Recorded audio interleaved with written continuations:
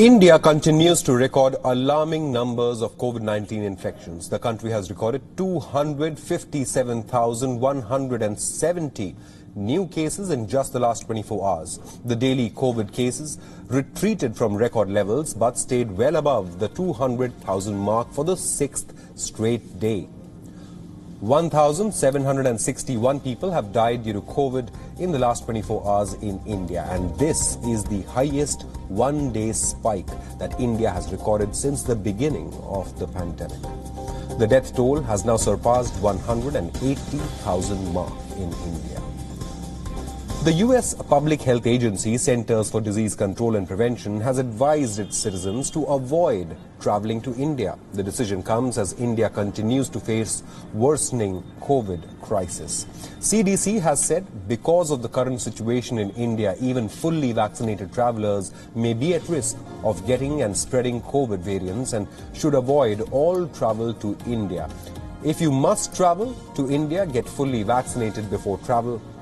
All travelers should wear a mask, stay 6 feet from others, avoid crowds and wash their hands. Britain has added India to its travel red list. UK Health Minister Matt Hancock said, and I quote, "We have made the difficult but vital decision to add India to the red list. This means anyone who is not a UK or Irish resident or a British citizen cannot enter the UK if they have been in India in the previous 10 days. The decision comes as a precautionary measure after the United Kingdom reported 103 cases of India's COVID variant. Remember, UK Prime Minister Boris Johnson has cancelled his trip to India for the second time as the country struggles to control rising COVID cases.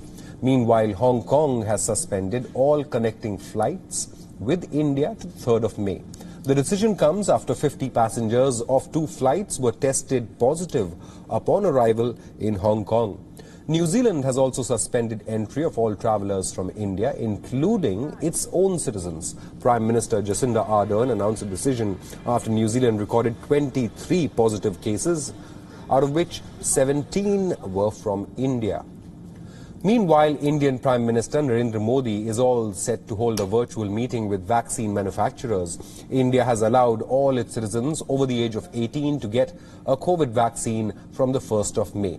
Manufacturers have been asked to supply 50% of doses to the government and the rest to state authorities at a pre-declared price.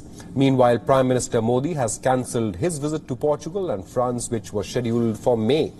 The visit has been cancelled as COVID cases continue to surge in India.